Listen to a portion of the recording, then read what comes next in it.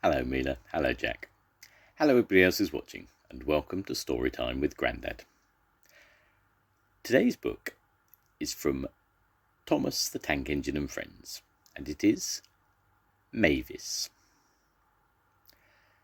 Mavis was a diesel engine who worked at the quarry.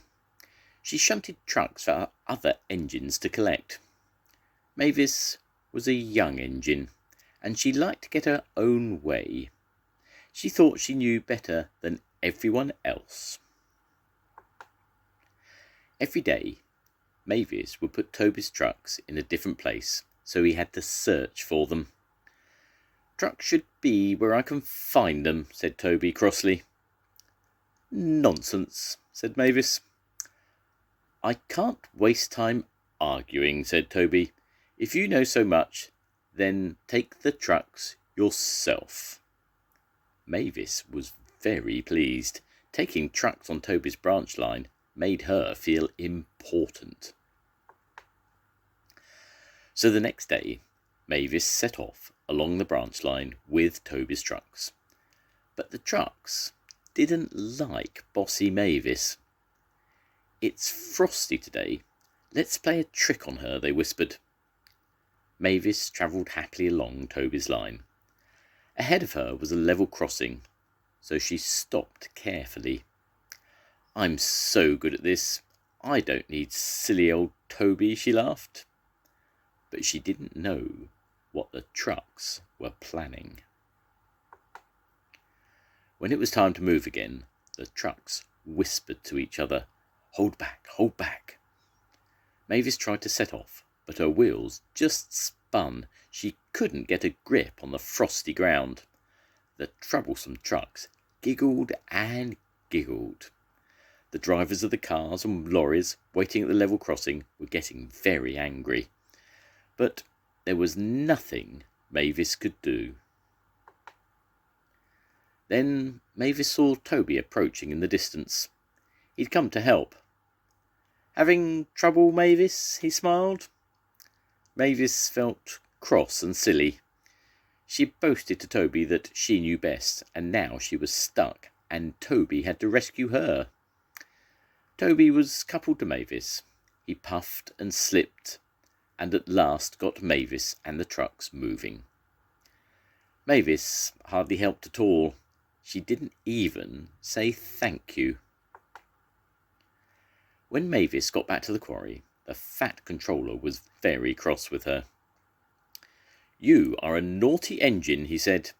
"You will stay here in future." Mavis felt angry. She thought the quarry was boring. She wished she could go on Toby's branch line again. Soon spring arrived on Sodor. It was a very busy time at the quarry. Every day Mavis got the trucks ready for Toby, but she was never allowed to take them along Toby's branch line. Then one day Mavis had an idea.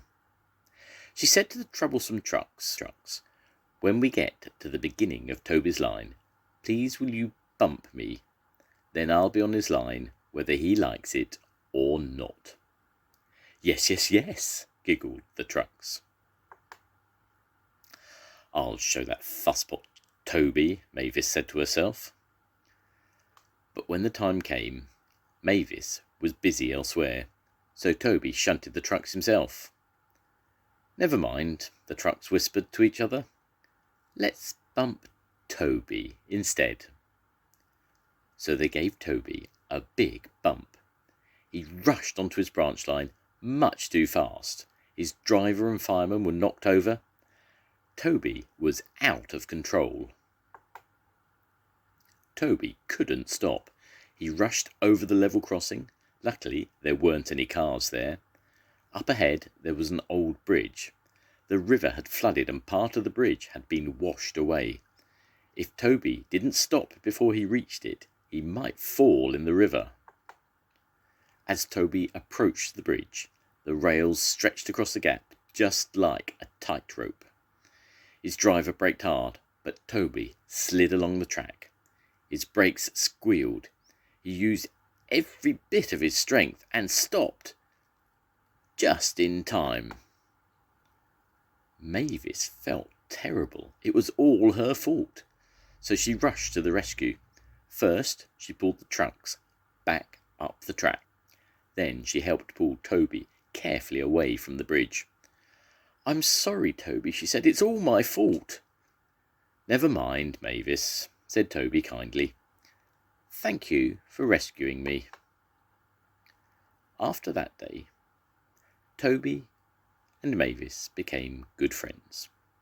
Mavis still bossed the trucks around at the quarry, but she always listened to Toby's advice.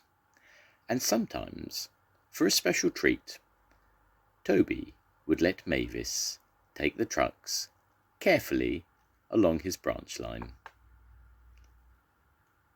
The end. Goodbye, Mila. Goodbye, Jack. I'll see you soon. Goodbye, everybody. Bye.